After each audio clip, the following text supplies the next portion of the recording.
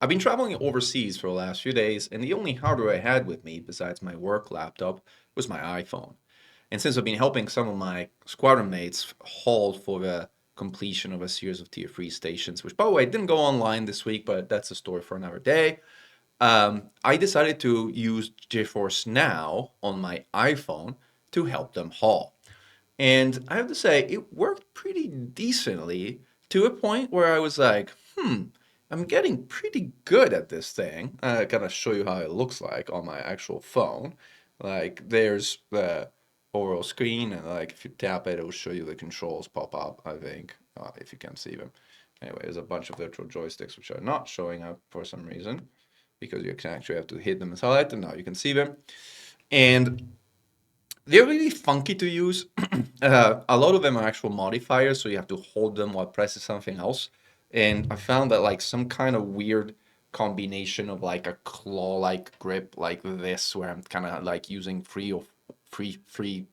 um, a free touch of the screen at the same time, was something that kind of served me the best. And I was like, I've kind of got decently good at this. Why don't I actually try and fight an interceptor like this and see if I can take one down? And granted, there's a million ways, a million better ways to do this. Like you could actually bring an Xbox controller and connect it to this thing. It works actually really well, but that would be too easy, wouldn't it? And I know, like I'm sure a lot of you guys are super awesome and you have all these amazing Steam Decks and Asus portable devices and things that I don't have. And look at this pleb who's like, just walking around with an iPhone running Elite on his iPhone. Who runs Elite on his iPhone? Well, I guess I do now. And well, let's have a look at what this pleb can do with Elite on his iPhone and virtual joystick touch screen controls. Let's go. In order to fight a Cyclops, first you have to find one. And using the FSS is kind of really challenging with this interface. So I just went and scanned the nav beacon, found a so-called guaranteed signal source, and here we are, facing our little friendly interceptor. As you'll notice, there's a number of modifiers that need to be selected to kind of get to the right fire group, which I am sort of failing at doing here until I finally get the hang of it. And now I'm like using my shutdown field neutralizer instead of my scanner. So let me try again with the next fire group.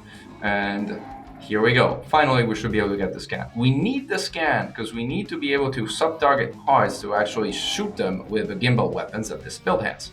This is a Crate Mark II with large gimbal enhanced anti-xeno multi-cannons and one medium beam laser, which should keep the build cold, although with some caveats, as we'll see in a moment. So off we go. We'll start in flight assist on because controlling a ship in flight assist off is kind of tricky, but as you can see, it's kind of tricky to do also in flight assist on. But hopefully we can recover this initial tricky part. Like again, without flight assist off, it's kind of difficult to get into a stable orbit, especially with like a limited ability I have to control the screen.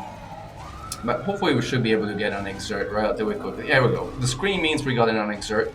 Now I'm going to go on the left panel and see if I can navigate the different views and sub-target the heart and select the exerted one. Like by targeting the exerted one, now we have a lock on the exerted heart, and hopefully when we're back in range we should be able to shoot it. In the meanwhile, we've agitated the swarm, which means we're going to be eating missiles in a little bit, which is going to hurt us, but hopefully not too much. Now, shooting that heart, the multi-cannons are lethal against this thing, and as you can see, we managed to finally take it down.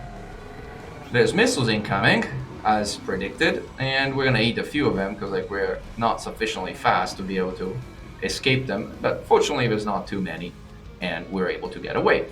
Now, switching to fire groups, we want to put a repel input on ourselves. See if we manage.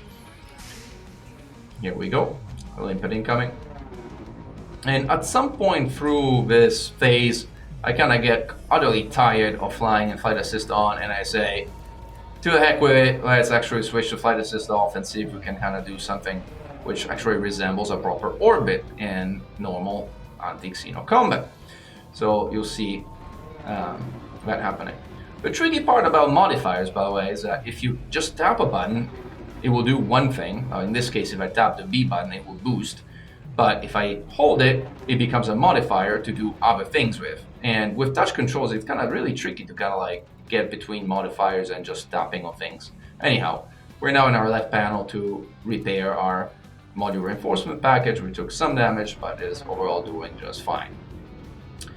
So at this point, the lightning chase phase has ended, and we're kind of just waiting for that shield to finally drop while doing some repairs and pondering our life choices as to why are we doing fights using touchscreen controls and an iPhone, because that doesn't make any sense whatsoever.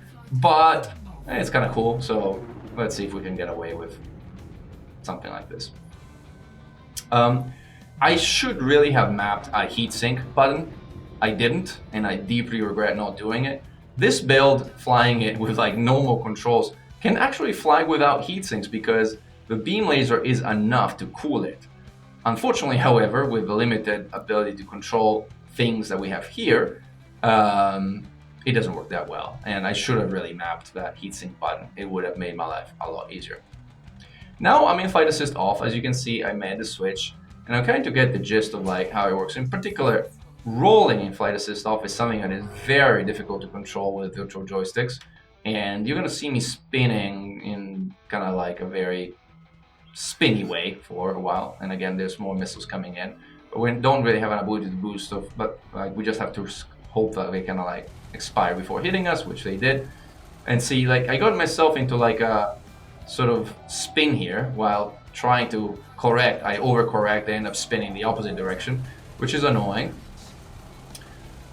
And we're taking some damage but trying to cool off, which we finally succeeded at. Now if we can create some lateral velocity, which we just did, we should stop taking damage. But unfortunately, controlling that spin is something that eludes me at this point in time. So we're gonna keep spinning, I guess. Like, we should be able to get an exert relatively soon. Cyclops, at the end of the day, are kind of made of paper, so might as well deal. Alright, we got the exert. Let's go back to our target view. We have an exert. We're gonna eat some missiles. That's okay. It's worth it to actually get that lock. We managed to get the lock, and let's go boost. Now we're in flight assist off, so like controlling our velocity has become easier. We reset the swarm in the same process. That heart managed to be at only 3% while we get zapped, which was unfortunate, but that means we can finish off a heart very quickly, and down it goes. Now, I'm trying to boost away, but with a lightning effect on our engines, we're not going anywhere, so we have to boost again repeatedly to be able to actually manage. Now, this is why I have caustic sinks on this thing, because I fully expected and predicted that I was gonna, at some point or another, not be cold and be too close to it, and so I was gonna trigger some caustic missiles. Fortunately, I am fast enough and far away enough that I don't even get hit by them, but a caustic sink is a bit of an insurance policy in case I screwed up and I actually ended up hit by one of those caustic missiles, because burning off caustic in this touchscreen interface would have been really painful. Now let's keep going on repairs. We got hit, so our limpet got busted. Let's again put another limpet on and get some angular velocity so that the swarm doesn't hit us anymore. Now we're in a relatively good and safe space. What I'm going to do now is I'm going to pre-target one of the two hearts. There's only two hearts remaining, so I have a 50-50 chance that the one that I've sub-targeted is going to be the one that exerts. Pretty good chances, you'd imagine, right? Right? 1 out of 2 isn't that bad, but we'll see how it goes. Now, the shield of the thing is about to go down. I'm kind of like still repairing a little bit to see if I can get my hull up to 80% or so, but I'm starting already to think about how I'm gonna begin the orbital insertion and continue the engagement. The ship is holding up well so far, so things are going pretty decently. This is not exactly the cleanest fight I've ever done, but given the circumstances and conditions, you know, we'll take it. Alright, so that shield is kind of down, and we have a pretty decent range and angular velocity, so let's see if we can create some some lateral velocity by thrusting down, which we're failing at because we're going full speed backwards, so we kind of need to slow down somewhat, which is what I did now, and see if we can use now that velocity to accelerate downwards. But I'm still going too fast to be able to do that, so I'm gonna have to slow down a little bit more before I'm able to do that. While kind of pulling out my guns, since we're gonna almost in range to engage. The swarm is fortunately far enough that it doesn't bother me, so that makes for a generally clean engage. The limpet is done, and it's time to engage. We're very, very far, however, which means that we're barely doing any damage at that range. As it closes, the amount of damage we do, however, starts becoming very, very significant. Now the problem here is I forgot to set my pips, so I'm kind of draining my pips, and I'm heating up significantly. Now guess what? 50-50 chance, and obviously it is the wrong heart. The other one exerted, so we have to switch hearts and go back to firing. Fortunately, we have a pretty good relative velocity and angle here, so if we manage to kind of turn around, we should be able to do a lot of damage very fast. And there you go, the heart is down. This was another one that wasn't particularly clean, primarily due to the fact that I had misset my pips. Now, here I'm desperately trying to switch fire groups to get to my shutdown fuel neutralizer, and I almost had it. I had it ready. I was like pressing the button of the shutdown fuel neutralizer trigger the moment the wave flies over me. Now, normally I have a hotkey mapped to my shutdown fuel neutralizer to react more quickly. Lesson learned from this fight, having a shutdown fuel neutralizer more readily available instead of having to fiddle with fire groups is highly desirable, because as you can see, switching to a different fire group and finding the right trigger and holding it in the little amount of time you have since the trigger of a shutdown field to when you actually get hit by it is pretty challenging. So anyway, now my biggest concern at this moment is to make sure that it doesn't jump away, because I've gotten too far and it decides to get away from me and escape, as that basically would invalidate the fight. Fortunately, I managed to get myself close enough to get its attention again, so the fight has been salvaged. The Thargoid has not escaped, but I got straight in its own vector, which and flew through the swarm. So still, I didn't do particularly well here. Now I'm trying to kind of get out of range again, in flight assist off. I had toggle flight assist on to be able to close distance faster as I was moving sideways, and correcting that sideways movement with these controls would have taken forever. So here we are, ready to engage. This time we can pre-target the heart, and we know for a fact that it's the only heart left, so we're not going to need to switch targets, because that heart is going to be the heart that is going to exert, as it is the only one left. And as you can see, we actually shoot it down very, very quickly. Now, I'm trying to retarget it, kind of only semi-successfully, as I wanted to get some shots in before the shields came up, but I failed at doing that. At this point, I also realized that I have a very high amount of ammo left, so I might as well burn some of it to kind of bash that shield down and speed up the fight. But I also noticed that I trigger another caustic missiles, and so I'm start firing a bit more defensively to see if I can avoid getting hit by that caustic missile, which fortunately I do. In the meanwhile, put on another repair limpet, as it never hurts to be repairing if you're not otherwise doing something productive in a fight. Look at the Son of Astrop in the background, by the way, it's beautiful. And of the big green caustic cloud, not so beautiful, in front of us. Now I'm kind of debating in my head, should I ram it? Should I get close and just bash the shield down with guns and lasers? Should I play it safe and instead just wait for the shield to expire?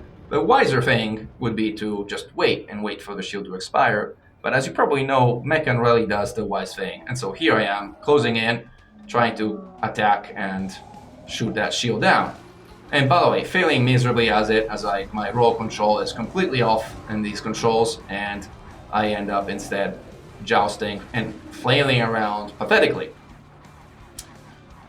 That being said, the Thargoid is on its last legs. It no longer regenerates at this point in time, so it's just a matter of closing in, shooting it for a little bit, and we will be done. Now it has lost even its last shield.